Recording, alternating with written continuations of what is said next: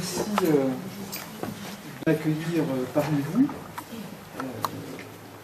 J'entends à travers vos questions que déjà il y a un certain nombre de sujets de fond que vous posez. Et ce premier sujet de fond, à mon sens, que vous posez au travers au fond de l'approche du terme, la question linguistique, en quelque sorte.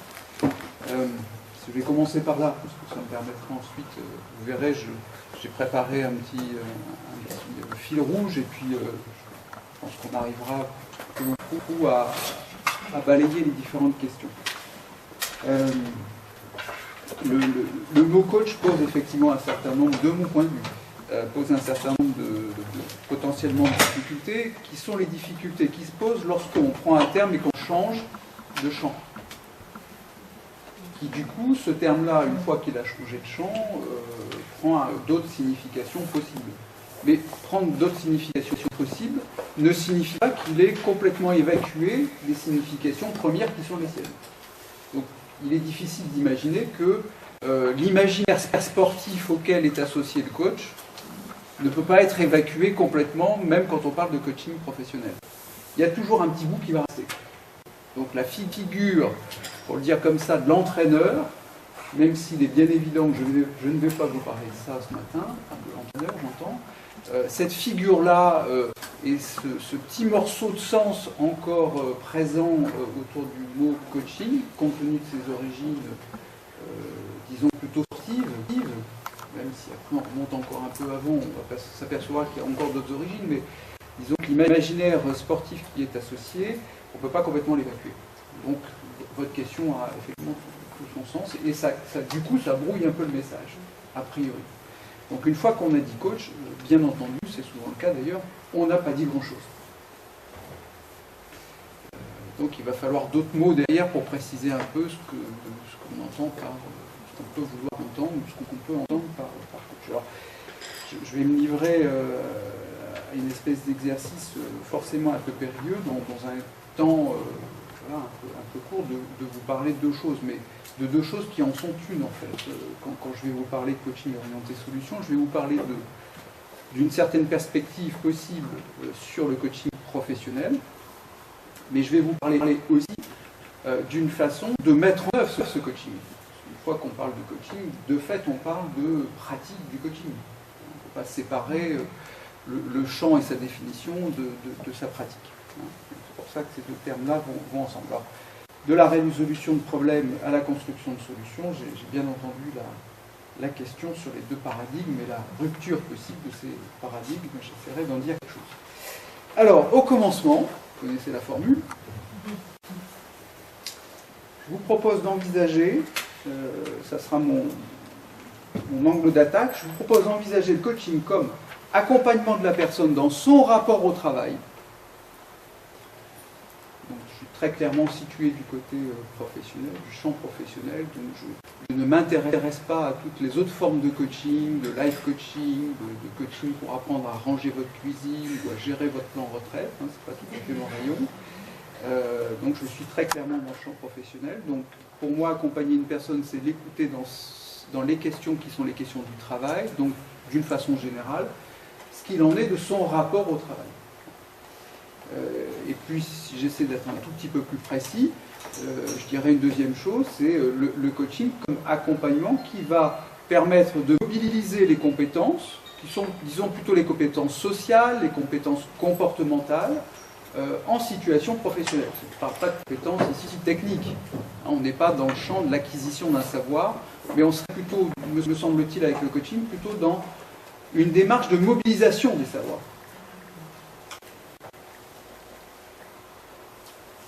En situation professionnelle. Voilà. Et au regard de ce qu'on évoquait tout à l'heure, Monique, dans sa présentation, il y a multiplicité de pratiques de coaching, de définition du coaching, de champ du coaching. Ce que j'ai tenté de faire au travers de coaching orienté solution, c'est quoi? C'est de trouver, de chercher un fil rouge qui permette d'avoir une certaine cohérence dans la pratique entre, d'un côté, tenir un axe qui est l'axe du développement professionnel, le coaching dans le champ professionnel, donc accompagner l'axe professionnel, tout en accompagnant aussi l'axe du développement de la personne. Puisque développer des compétences comportementales, des compétences sociales, comme on dit maintenant, suppose qu'il y ait un travail de réflexivité chez l'individu, suppose qu'on accompagne aussi quelque chose de son développement personnel. Pour autant, j'insiste lourdement sur le fait que je ne pense pas et je ne considère pas le coaching, tel que je vous le présente là, comme étant une démarche de développement personnel. Ça a un effet de développement personnel. Ce n'est pas une démarche strictement de développement personnel. Ces démarches existent depuis les années, en gros, les années 60. On connaît ça depuis très longtemps, le développement personnel. Si le coaching est du développement personnel, alors le coaching, à mon sens, n'apporte rien de neuf. Or, je pense qu'il apporte quelque chose de neuf dans le champ professionnel. Il ouvre un espace qui n'existait pas.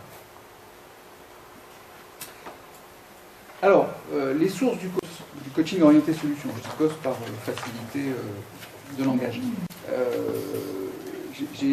Mon travail à moi, ça a été de partir de différentes sources et de les intégrer dans un modèle qui cherche une cohérence par rapport à une pratique de coaching professionnel. Alors, les sources, c'est quoi? Vous connaissez sûrement ça, les interventions systémiques brèves de Palo Alto. Donc, c'est tout le courant des travaux de la nouvelle communication, qui n'est quand même plus si nouvelle que ça maintenant, mais elle s'appelle comme ça. C'est tout le courant de ce qu'on appelle les thérapies brèves, des interventions systémiques. Bref, pour le dire comme ça, avec Palo Alto, on est quand même dans un modèle de résolution de problèmes pur et dur. Le paradigme est le paradigme de la résolution de problèmes. Dans les années 80, émerge un autre courant issu de Palo Alto, donc des gens qui sont issus de Palo Alto, justement au travers de leurs pratiques, qui sont plutôt des pratiques dans le champ du travail social, dans le champ de la thérapie brève, commencent à développer d'autres options, d'autres théories autour de l'accompagnement des personnes, et se disent que quand même, on passe pas mal de temps dans la pratique de Palo Alto à s'occuper des problèmes, et peut-être qu'on passe pas, je le fais court, peut-être pas assez de temps sur ce que sont les ressources et les possibilités de construction de solutions qu'ont les personnes. Donc, pour le dire très vite, va se dégager au cours des années 80 un courant de pensée, c'est marginal, porté par Steve DeShazer et son épouse Zinsu Kimberg, qu'ils vont appeler l'approche orientée ou centrée, il y a les deux termes, approche centrée sur les solutions ou approche orientée sur les solutions. Donc les deux fondateurs, le fondateur de ce courant de pensée, c'est Steve DeShazer.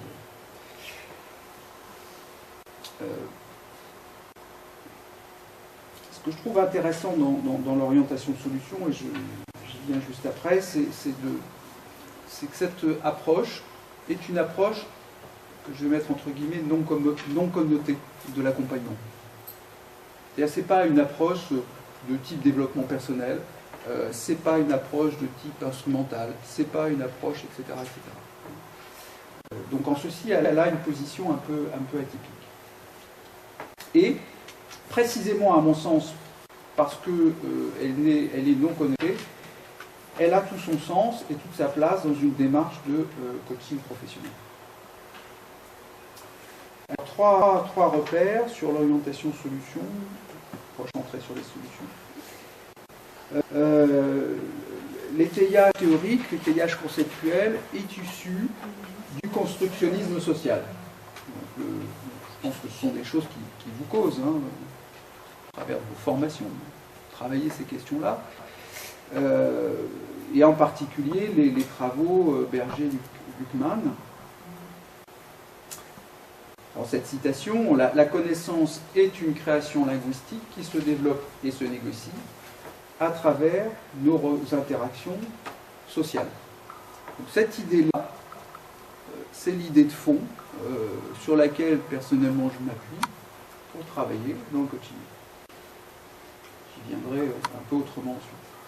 Et retenons cette idée que c'est le constructionnisme social qui porte la pratique de l'orientation solution et donc du coaching orienté solution. Deuxième idée, c'est qu'on est sur un paradigme de fait, du coup, en conséquence, on est sur un paradigme qui est post-structuraliste. Ça a quelques incidences pas seulement théorique, mais ça a aussi des incidences, j'essaierai d'illustrer, très, très pratiques. Donc, pour illustrer ça, le dialogue entre le coach et son coaché permet de construire à la fois le problème et la solution. Donc, façon de dire que problème et solution sont des constructions. Et non pas des objets. J'insiste un peu sur cette nuance-là. Ce n'est pas tout à fait la même chose si je considère que le problème est une construction ou si je considère que le problème est un objet. C'est donc le langage qui nous permet ces constructions-là. Et c'est donc le langage qui peut aussi nous permettre de créer de nouvelles réalités. Bref, le monde dans lequel on vit est un monde de langage. Et ce monde de langage induit que nous vivons dans un monde de réalité au pluriel. Nous construisons le monde dans lequel nous vivons. Les personnes que j'accompagne, et moi aussi, en vous parlant là, je construis une réalité avec vous. Et je vous invite à rentrer dans une réalité que je suis en train de développer avec vous. C'est une forme possible de la réalité que je vous propose.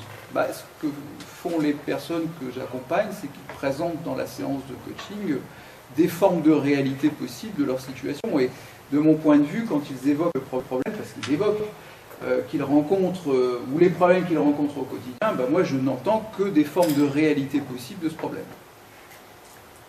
Je n'entends pas le problème. J'entends une forme de réalité possible de ce problème.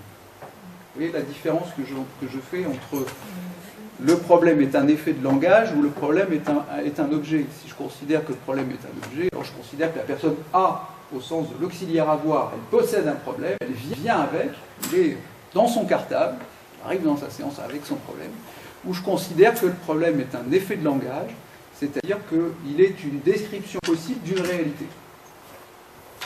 Et partant de l'idée que c'est une description possible de la réalité, ça me donne quelques marges de manœuvre pour travailler avec elle.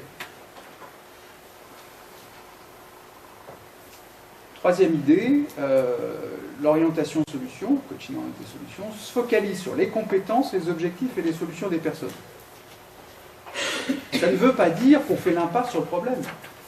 Ça ne veut pas dire qu'on est dans une position de pur déni. Cacher ce problème que je ne saurais voir, c'est pas ça. C'est pas l'idée que je ne veux pas entendre parler du problème. C'est l'idée que je ne focalise pas sur. C'est l'idée que je ne construis pas la démarche d'accompagnement en mettant le problème comme élément central de l'accompagnement, qui en justifierait, qui en serait l'alpha et l'oméga. Ce qui justifie l'accompagnement, ici le coaching, c'est sa finalité, c'est-à-dire le changement attendu. Que quand on s'engage dans un coaching, c'est quand même pour faire en sorte que quelque chose change. Donc ce qui va légitimer pour moi le coaching, c'est le changement. Ce qui va légitimer le coaching, c'est son objectif. Ce qui va légitimer le coaching, c'est les solutions qui sont nécessaires de construire, parce qu'il va falloir les construire, il va falloir les mobiliser pour atteindre l'objectif. Bref, je le dis très vite, pour moi la notion de solution se réfère à la notion d'objectif et non pas à la notion de problème. On ne construit pas des solutions pour résoudre un problème, on construit des solutions pour atteindre l'objectif. Pas tout à fait la même chose. Et donc, si je pousse un peu mon raisonnement, la fin du coaching, c'est pas forcément la fin du problème. Ah oui. Ça veut dire qu'on peut changer aussi d'objectif en plus. Ça veut dire que l'objectif, évidemment, comme c'est du langage, c'est une réalité possible, c'est un point de vue possible sur une situation, lui aussi, il va évoluer, bien sûr. Il va se retravailler. Il n'aura de cesse que de se retravailler. Mais pour moi, le coaching, je dirais réussi, c'est le coaching dont l'objectif est atteint. Et pas nécessairement le coaching dont le problème a disparu.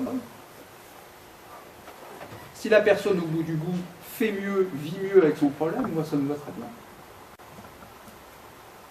J'ai des problèmes dont on ne se débarrasse pas forcément. Vous voyez, ce ne serait pas une existence sans problème.